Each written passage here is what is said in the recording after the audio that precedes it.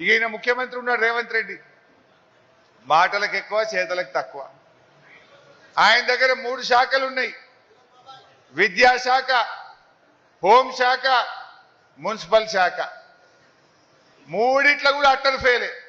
ఖమ్మం జిల్లాకు 3 మంత్రులుండి చేసింది గుండు సున్నా, రేవంత్ రెడ్డి 3 శాఖలు పెట్టుకొని చేసింది కూడా గుండు సున్నా.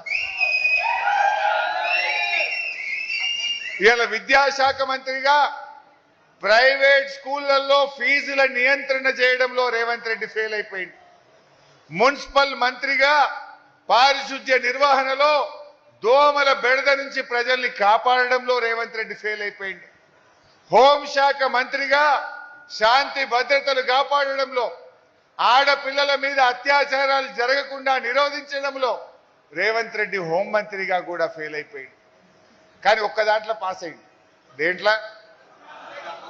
దేంట్లో చెప్తారా?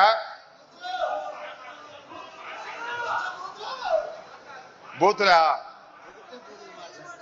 వేలే 3 శాఖల్లో ఫెయిల్ అయ్యిండు, ఇంకొక శాఖ పెట్టుకుంటే బెస్ట్ ఏమో అని. అది ఏం శాఖ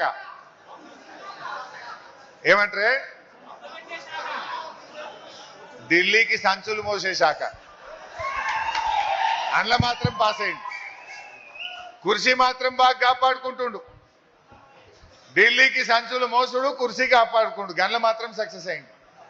విద్యాశాఖలో ఫెయిల్, హోంశాఖలో ఫెయిల్, మున్సిపల్ శాఖలో అట్టర్ ఫెయిల్ అయిపోయింది.